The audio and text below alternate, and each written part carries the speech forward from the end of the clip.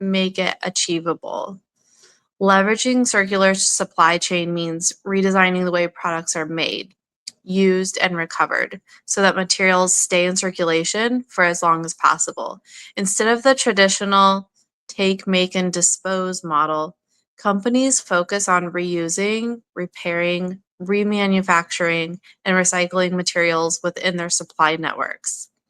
This approach reduces waste, lowers costs, and minimizes environmental impact while creating new business opportunities, such as take-back programs or partnerships for material recovery. In essence, it turns what we once considered waste into valuable resources, supporting both sustainability and profitability. Digital transformation plays a key role in tracking resources, improving transparency, and accelerating sustainable impact. Ultimately, embracing circular design from the start empowers entrepreneurs and organizations to build a more resilient, climate-focused future.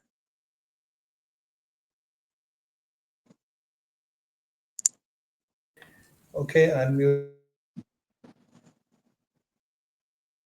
May I now just may I request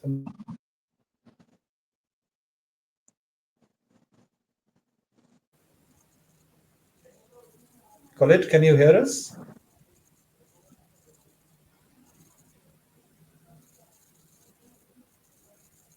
Hello?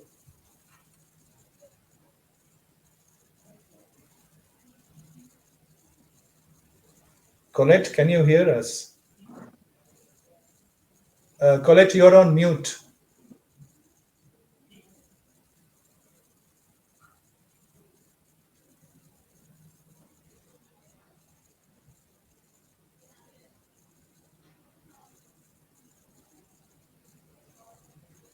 Yeah, Colette, can you hear us?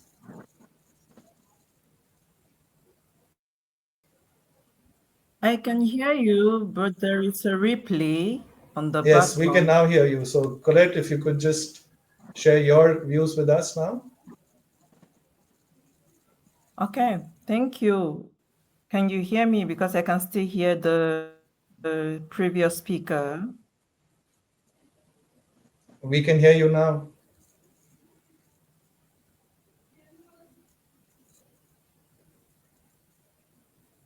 Okay, if you can hear me, I will just go on and hope that you can hear me. Okay, thank you, Registry Green Foundation, for the opportunity.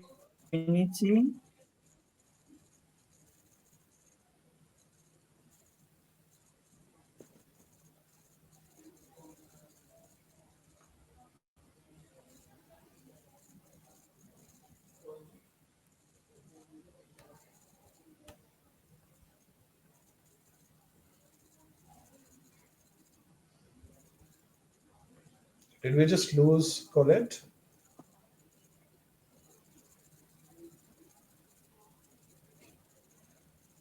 Okay, I think we've just, I think she's got disconnected. We'll just wait for her for 2 minutes, and if she's able to join back, we'll like to hear what she has to say. Or maybe in the meanwhile, we can go on to the panel discussion session where there are certain questions that we'd like to discuss, and get your expert opinion on. These are issues that are really relevant and important to the topic that we're discussing. So let me just okay, sorry, I think we have her back.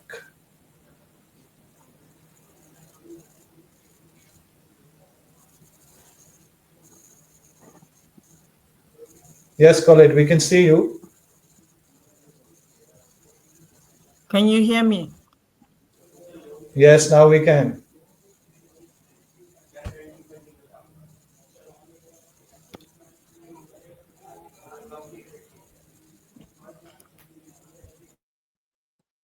My headset maybe.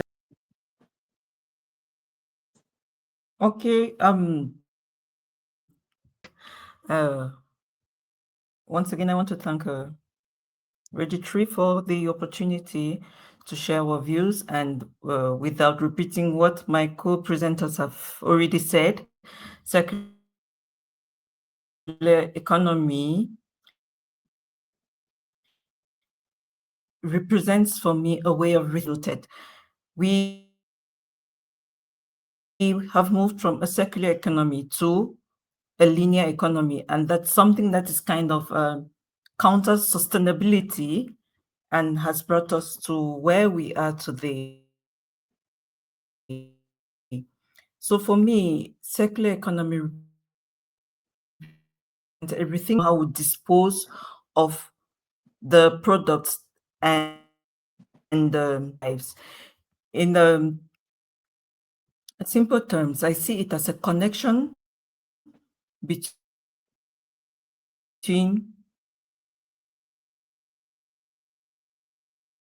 the energy we use, the food we produce, the waste that's including ourselves, all of us on the planet.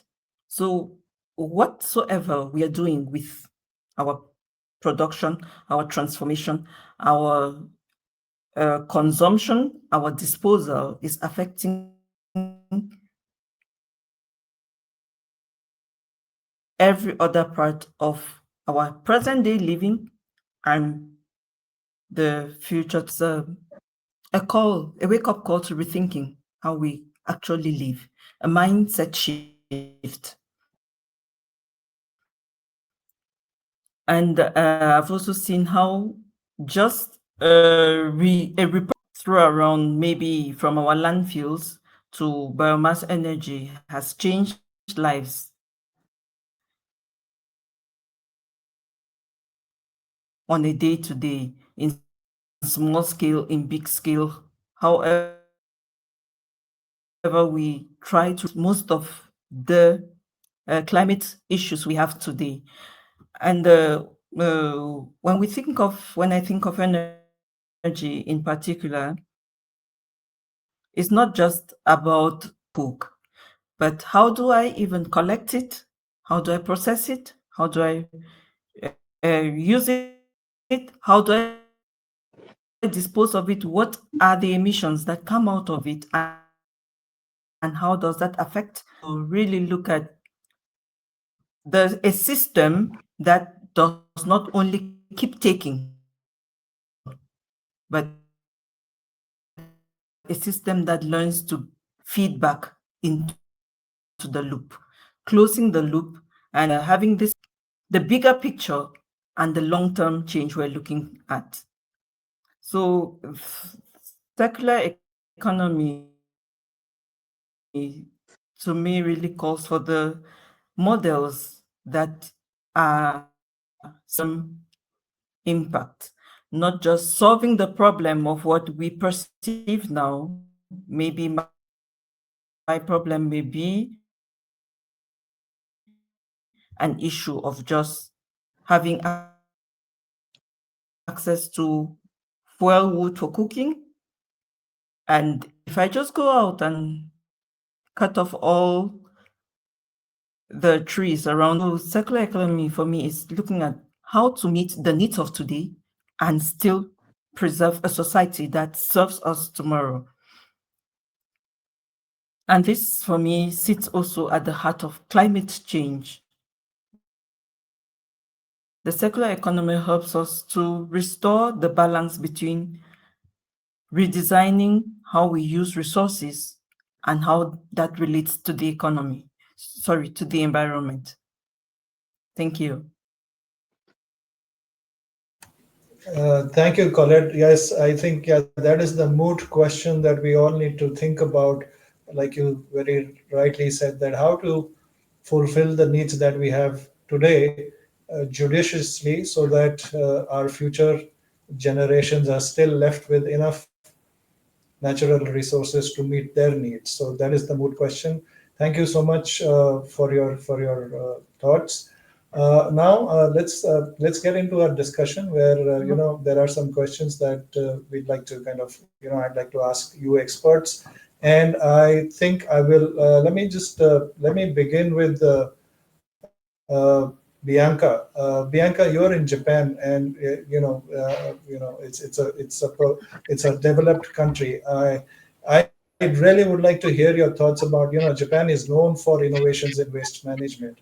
What are the lessons or what are the practices that other countries, other developing countries like India can adopt from Japan's circular economy initiatives? Yes. First, I want to mention the fact that, like I said, I was born in Romania. I was raised there until I was 25. I came to Japan after that, so I've been living in Japan for 15 years. Through the Heal the World Global Organization, I've also been working with countries in Africa. We have hubs there. So I kind of saw a lot of issues from different points of view. And I really need to mention the fact that whatever I say today about how successful Japan is, the reality is that it's not scalable everywhere. We need to think of the circular economy as a local problem, and we need each and every person to understand their local problems and find local solutions. But I do want to talk about what has worked for Japan in the last 15 years that I've been here. So, one thing that is interesting about Japan is that circularity is embedded in their culture. So, there is a word in Japanese called mottainai, which basically means it's a waste. So, you're going to see, a grandma saying, "Oh, don't use paper towels. They're mottainai. They're such a waste." Don't use PET bottles. They're mottainai. So they have already a word for wastefulness, and you can see this in every day. Another thing about the Japanese culture is that cleanliness. So if you've been to Japan or you've probably seen videos about Japan, you understand cleanliness is also embedded in their culture. And what this means is that they try as much as possible to keep their systems clean. And this also means eliminating waste and dealing with trash in a responsible way. So in Japan, we separate trash in different types of garbage, and we have different organizations dealing with different types of trash. Another thing about trash in Japan is the fact that they've done something to standardize the creation and circulation of material in society. So, for example, in Japan, we only have two types of plastic. That's it, only two types. We have the PET PET bottle, and then we have the regular plastic trash that is recyclable. So, by standardizing the types of plastic, the types of material that we use, and not just plastic, but like almost everything, plastic was just an example, they are able to create a system in such a way that the materials can circulate in society. But I think the most interesting part for me in Japan is their work culture. So 15 years ago, when I first came to Japan, I actually worked as an intern at Toyota Motors Corporation. Everybody knows Toyota.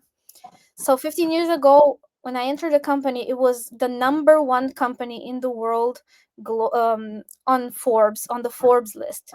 Today, I think it's 14, but is still number one in its own industry, which is consumer goods. It's not just automotive, but also consumer goods. So everything that Toyota creates has in it embedded the same principles that have made Toyota Motors Corp successful. So inside Toyota, there's three words: muri, mura, muda. And I'm not going to talk about all three. I'm only going to talk about one of them, which is muda. And muda means waste. So the most successful companies in Japan have embedded in their processes and systems the word muda, which is waste. But it's not just waste as we understand it in a circular way, but it's also waste of everything: waste of time, waste of energy, waste of emotional energy, waste, of course, waste of resources. So every single operation in Toyota considers how everything comes to life. And that includes not just the materials, the resources, but also the people that work in the company and the people that create the products and the businesses. So of course, many companies have stolen this 3M, this Murimura Muda system in Japan that is working, and that is probably one of the reasons why many Japanese products are long term. You can use them for long, right? They're durable. They're recyclable. They're products that you can trust and products that you know that will last a long time. The last thing that I want to talk about today about what worked in Japan is the fact that um, it combines tradition and modernity. So if you've been to Japan, if you go to Japan, you will see a temple in the middle of the city, right next to a skyscraper. So this blending of traditions and modern life has helped people keep their traditions intact while building over them the technology that people need. So while Japanese people are in love with technology, and you're going to see robots and lots of innovations in AI, in drones, in consumer products, you also see people coming back to the basics. So I think these lessons can be blended in other cultures as well, and we can learn a lot from Japan while still keeping the local color and the local how can I say this, uniqueness alive. Thank you. Lovely. That's very, very insightful and very interesting. And I think the gist of what you were saying was that it's a cultural thing, right? It's ingrained in in their culture. Now I'm from India, and as I said in my opening remarks, our culture was pretty much similar. It was a circularity culture that we were using. But somewhere along the line, along the way, when progression happened, when development happened, we kind of moved away from there to the seriality of things, and we've kind of lost out there. But very interesting, and we can so relate to that. And there are a lot of things that we can incorporate from Japan and the practices that they follow. So thanks again. Let me now just go on to ask Avnesh. My next question will be to Amresh. Amresh, as a sustainability researcher, how do you see circular economy principles aligning with ESG frameworks in today's corporate world? Do you think how are they incorporating it? Okay, so as far as circular economy is concerned and ESG is concerned, larger umbrella is ESG, and circularity or circular economy is one of the subset under the environmental part of the ESG. So I see for the environment part, it's the operational backbone that makes environmental and social outcomes tangible and investable. It translates high level ESG goals into product level and value chain level interventions that reduces the resource risk, lower emissions, and strengthen social license. At one side, we bring tangible KPIs. We set targets in the form of ESG KPIs. On the other hand, circular economy provides us the way and methodologies to reduce our environmental impacts by reducing, reusing, refabricating our material use in our processes. Hence, it also reduces the vulnerability of the organizations on the resource dependency by reducing the resource consumption at the first end. Lastly, it also helps in ESG compliance age. Nowadays, we see that circular economy has also been embedded by different economies as one of the compliance age, and ESG facilitates those compliance age of circular economy as well. Like in India, we have EPR, extended producer responsibility for the plastic waste for the electronic waste, etc. In Europe, we have regulations like EU Circular Economy Action Plan. So ESG provides. Nowadays, we see that circular economy has also been embedded by different economies. So circular economy is not just voluntary ESG good practice; it's becoming part of compliance and market access. To conclude, I can say that think of ESG as a compass and circular economy as a ship engine. One provides us the direction, another helps us to move towards that direction and achieve that goal. Thank you. Right, Amrish. One of the things that I've always been thinking, and it has come up, a lot of times in the discussions that I keep having, is that there are various frameworks that are available for sustainability and ESG practices. Which one of them to incorporate? Is there one standard that kind of meets all needs, or it depends on country to country? How does that work? So, if we see the larger KPIs, we will see common frameworks across the globe. In India, we have BRSR for the companies. BRSR means Business Responsibility and Sustainability Reporting. In Europe, we have ESRS, European Sustainability Reporting Standard. Globally, if the companies have to use a common reporting framework, we use GRI, Global Reporting Initiative framework. On the waste part, all these sustainability reporting frameworks requires the similar type of data. There might be certain indicators differing, but the core requirements, whether in the practice, whether in the disclosure, are the same. And on adopting that, which sustainability reporting framework one should adopt, it depends upon the nature of the business. If one organization is operating globally, they should adopt GRI reporting standard. If an organization is confined to the European Union, they can only stick to the ESRS. The companies which are based out of India and their entire business and sales also are confined within Indian territory, then they can go for the BRSR. But largely, what in general companies are using, they are doing reporting using the GRI standard, which is a neutral one, and then they do the indexing in their according to their local law requirement. Like for India, we do the indexing of that report using the BRSR framework. So that's how this practice is going on.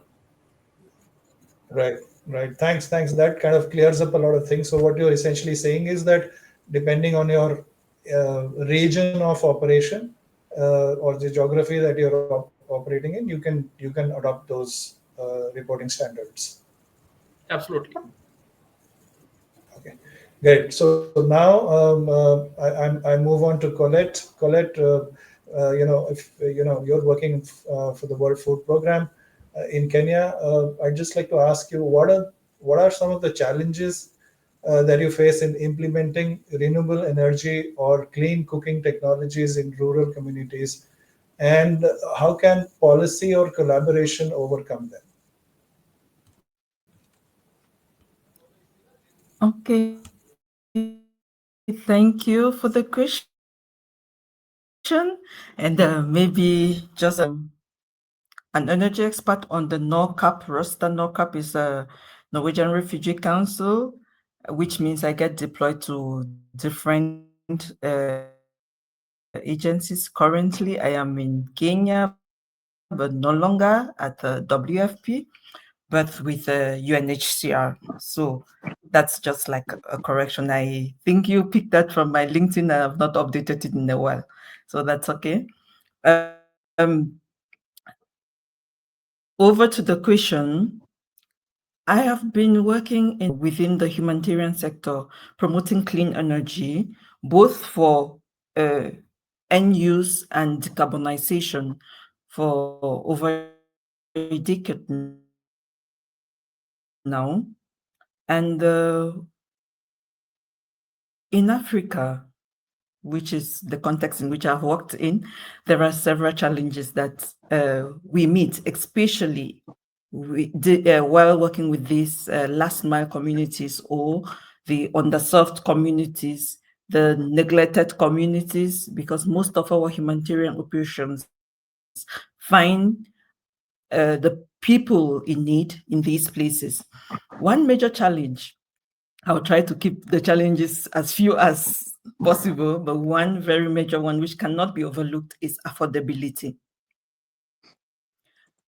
Most of the communities, the families we reach out to, lives of low income, or if we want to use the more global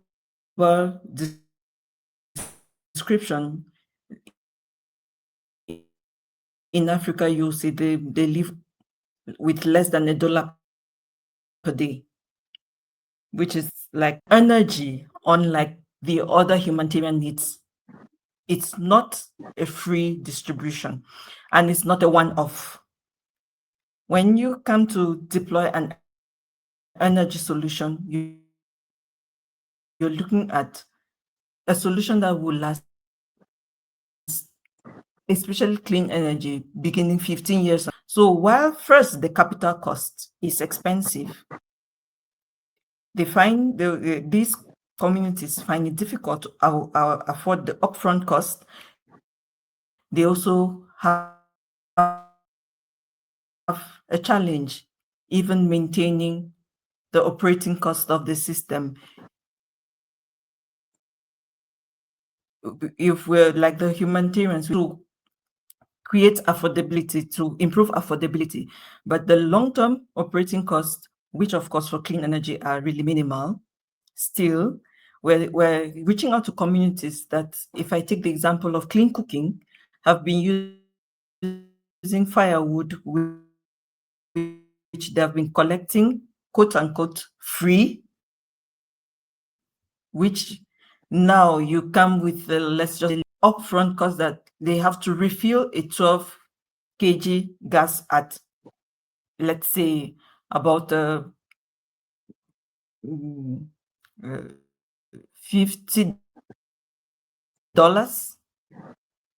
or no, $25. It's a little difficult for them to reach their wood free. Of course, the free here is in terms of cost only, because it still costs them time to collect that, and the time they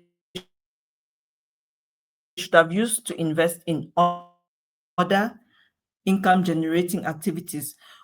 But since changes is affordability, and navigating this is really very difficult because it comes into play with a mindset shift. Another limiting factor is the cultural habits, especially around cooking. Our traditional habits have this belief that cooking over 3 stone fires gives a different taste to food as compared to cooking over an electrified stove or a gas stove. Communities do not understand the technology, perceive it as a change to their cooking habits, a modification to their palate, and it's you just meet a lot of resistance with that. So strong challenge. Right. Then we right. have the limits. So Yeah. go ahead. Go ahead. Okay. I will say this one and I leave the others out so we can move on. With another one now is the market itself, which is kind of a policy related to a policy. The renewable energy market in most of our African countries or unregulated, and the quality of the products is really not censored. So it results in a lot of breakages which kill confidence. And so you just have to deal with, okay, I installed my solar and 3 weeks after it's no longer functional.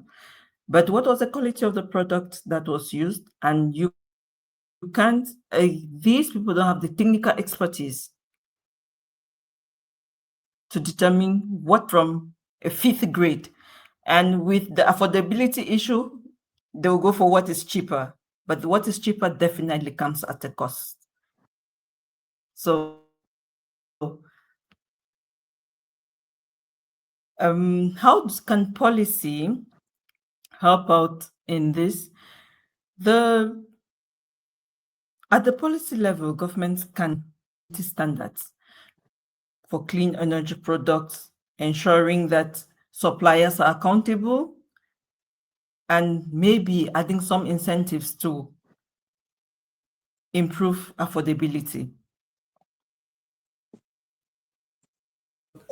Yeah, In that's actually, I have a follow-up question, Colette. Tell me, I'd like to know that is the government supporting the initiative in trying to make it more affordable for the user? How is are there agencies or government agencies or the government there trying to make it more affordable so that more and more people can kind of adopt it? Does the government play a role there? Okay, yes, the government has some regulation incentives in place. Starting with my own home country, Cameroon, we have a tax exempt for clean energy solar products. And in Burkina Faso, Niger, where this help improve affordability because most of these products are imported from China, India, and Europe. When they come in tax free, at least they are sold at a price that can be afforded by the average class, not the low income still. So around the policy issues, the governments are doing a lot already. It's simply not yet enough for the last mile user.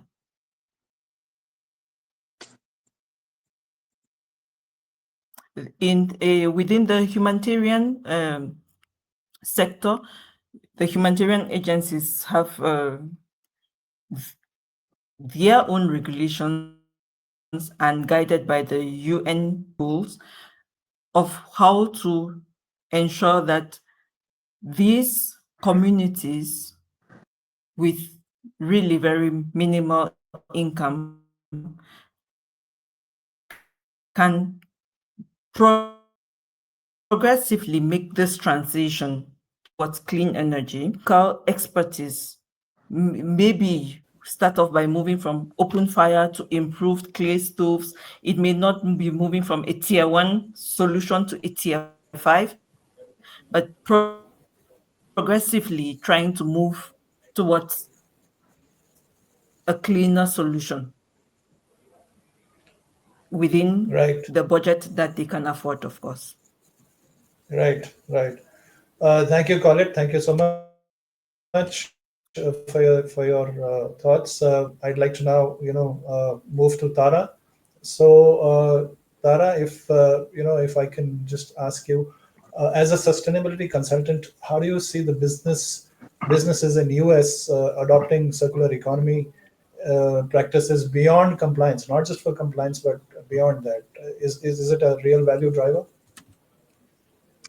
And sorry to Um, have kept you waiting. that's okay. Many US businesses are now viewing the circular economy as strategic growth opportunities rather than just compliance measures. So by designing, reusing, reducing waste, and leveraging the supply chains that we talked about earlier, companies are finding like cost savings. They're also able to differentiate their brand in what they're doing, and that is creating some stronger customer loyalty.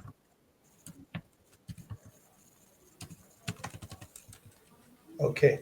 Any examples, Tara, that you'd like to share? Anything, how these guys are really, I mean, some of the big corporations, the shift that they have made, anything?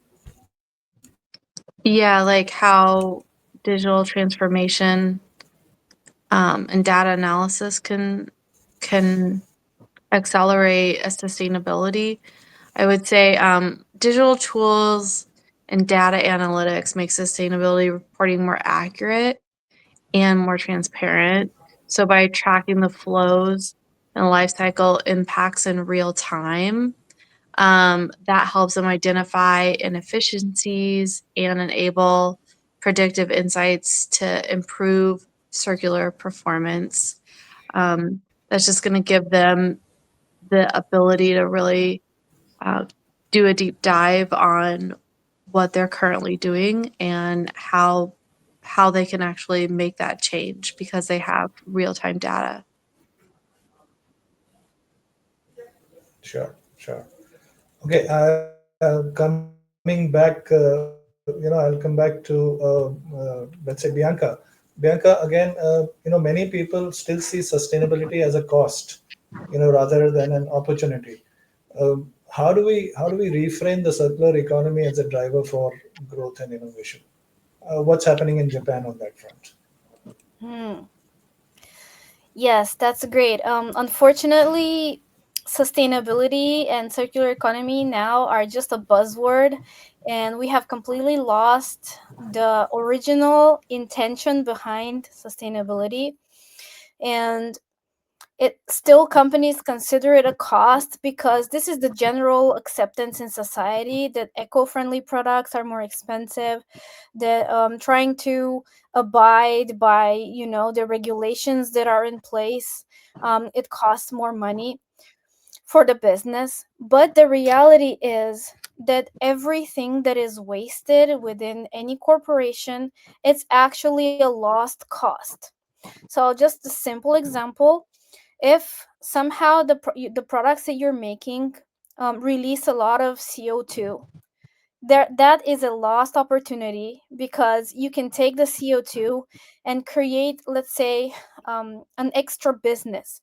You can do something with that CO2. And to give an example, in Japan, a lot of people consume seaweed as food, and seaweed requires CO2 in order to grow. So if you just took that CO2, that you consider it a waste and you consider it a cost to get rid of the waste, um, or to try to regulate the CO2 waste, if you take that opportunity and create, let's say, a seaweed farm on the shores of Japan, because we all know that Japan is basically an island that's surrounded by sea, you can create more income, more revenue for the business, and you create more jobs, and you can create a more sustainable food chain. So I would like to challenge every business to, instead of considering waste a cost, to consider waste a new opportunity for revenue. Thank you.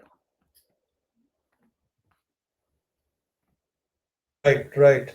Thanks, Amresh. To you, I'd like to ask, what are some of the practical steps? I mean, practical day-to-day, easily incorporated things that we can do to help Indian companies that can, take the transition forward from towards a circular business, and again, keeping cost and profit in mind.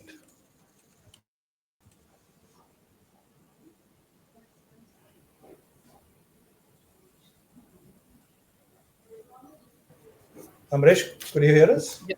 Yes. So this is a very relevant question where most of the companies are basically struggling that how they can incorporate circular economy into their production, into their products, into their entire value chain, etc. So to integrate or to realize circular economy, we have to embed sustainability or circularity context in each stage of the product life cycle, from the design to manufacturing to final disposal. So firstly, they have to start with the designing part. Like the design should complement or should provide opportunity for disassembly. It should be modular.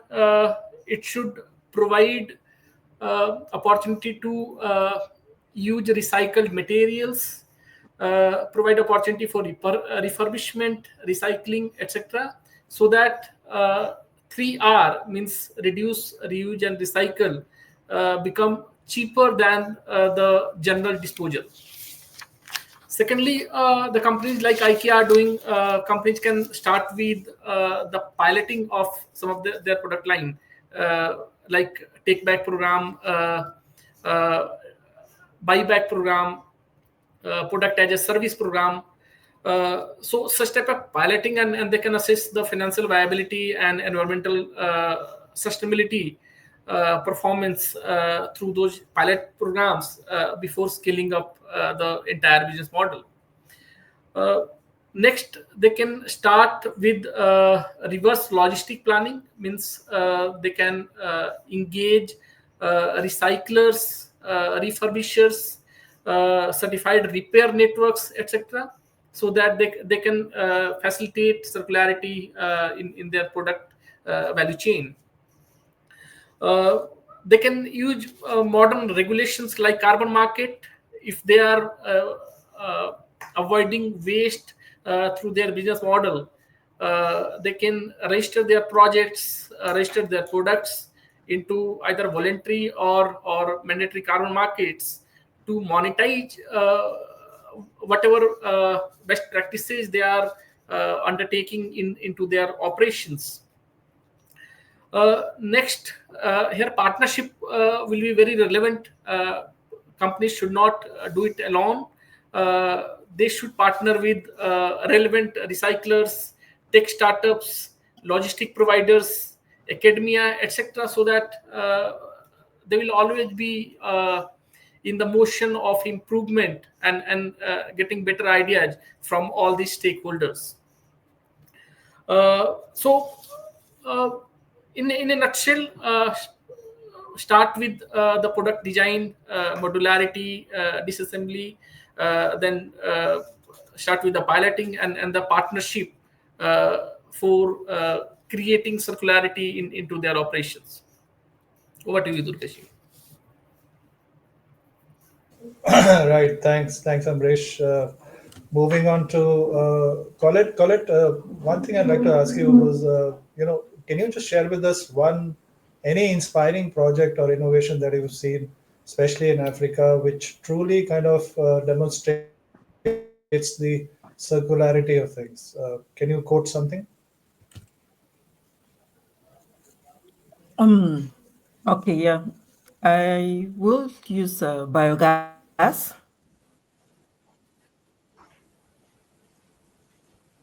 Biogas for cooking and lighting.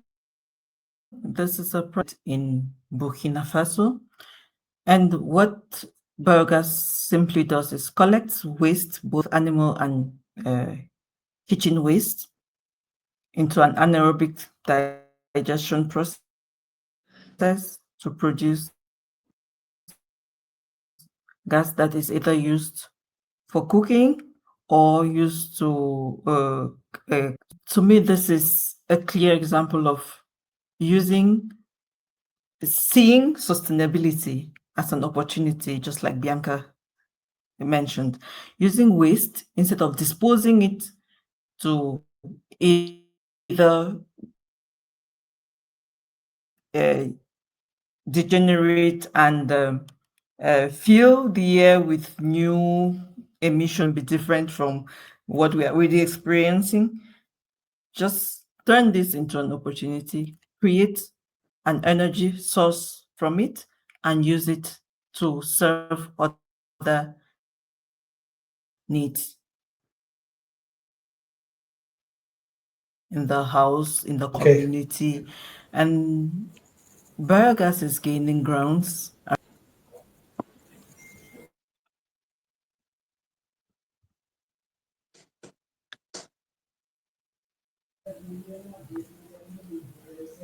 Right, right.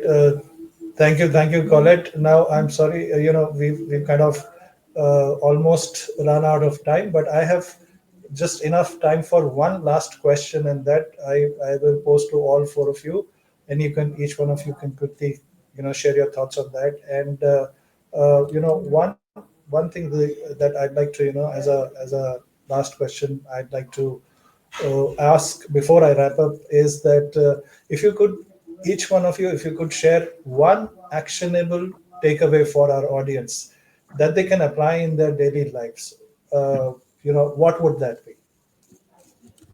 Anybody can start, whoever wants to start, or maybe we can go in the same order that we started with.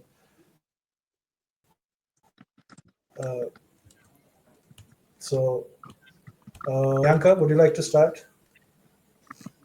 Yes, I think one thing that I would like the audience to do is every time they want to buy a new product or a new service, I would like them to think about where does it come from and where does it go. Only by asking these two questions, you can understand more about um, the impact that the product has, both from the point of view of the resource and from the point of view of the waste. And so, this is the way we can create true circularity starting from the consumer. Thank you.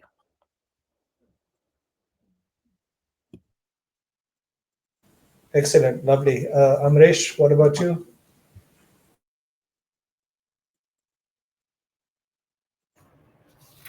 Uh, in my opinion, we have several opportunities where we can embrace circularity into our daily life. Uh, Simply starting from a pen that is in my hand, instead of directly disposing this pen after single use, we can go for purchasing refills for the pen, so that uh, we can enhance the usability of the body of the pen. uh, Secondly, nowadays, for the clothes that we generally wear, technology has been advanced, and we see that there are many brands who are using recycled fabrics. Even in India, a company manufacture shirts and T-shirts out of the recycled plastic bottles. uh, they had gifted one of the T-shirt to our honorable prime minister as well. So such type of cloths, where they have taken the consideration of the circularity, or where they have used circularity, we should prefer to buy them. uh, uh, the general photocopies that we take out in our offices, we generally take single side printouts. uh, Other side we can use as our rough work, or some other printing. So that can be another usage of circularity in our daily life. So I think these are 2 3 examples that is coming in my mind right now. But I believe that if we think our day-to-day activity, we will have numerous such opportunities to think of using circularity and reducing resource consumption from our daily life. And that will be a great gift to the nature and the future generation. Thank you. Lovely, lovely, Amresh. I love the pen example. I think that is something which we can very easily incorporate in our day-to-day lives and save a hell of a lot of plastic that we use. So yeah, instead of disposing of that pen, we can just refill it. So thank you for those thoughts. Colette, what about you? What about your last thoughts on one actionable that we can take away?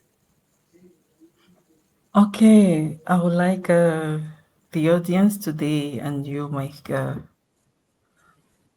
co-panelists, to, before dismissing a clean energy solution as expensive, think about the full lifetime cost. do the comparative analysis with the traditional or the energy resource or technology you're already using, because we cannot live without energy. So we will either use it in one form or another. But before we dismiss clean energy as expensive, let us compare and contrast with what we are already using over the lifetime of the technology and really be certain that, okay, yes, I am sure that this is going to cost me more than I will gain. I bet you always realize that clean energy will cost you far less than 50% the cost in the long term. Thank you. Lovely, well said. Yes, compare and contrast and lifetime cost are two very important concepts that we need to be aware of when we are making a buying decision. So, well said. Tara, your thoughts, please. Yes. Um, Very similar to everyone else's actionable takeaway for everyday life is just adopting a use less, use longer, and reuse mindset. So choosing durable, repairable products instead of disposable ones, and supporting brands that offer recycling or refilling programs. Before throwing something away, ask if it can be repaired, donated, or repurposed. Buying secondhand or sharing items through community platforms also keeps resources in use longer. Small daily choices like those collectively drive the circular economy and reduce waste at the source. Right. Thank you so much. So I'm like completely out of time. I think we'll have to wrap it up here. I thank all of you. Thank my panelists for sparing and taking out time at different times. I know all of you are in different time zones, so it is a little difficult. But thank you so much for taking the time out and being a part of this webinar. I'm sure that the audience are left with some interesting thoughts that they can think and interesting solutions that they can incorporate to ensure that we leave the planet in a better shape than we found it. So, that is basically the objective of what we want to achieve here. And we will keep having these webinars. Relevant topics will be picked up, and hopefully we will see you soon again. So thank you once again. Thank you, everybody. Bye bye. Thank you, Pulkesh. Thank you, everyone. Thank you. Thank you.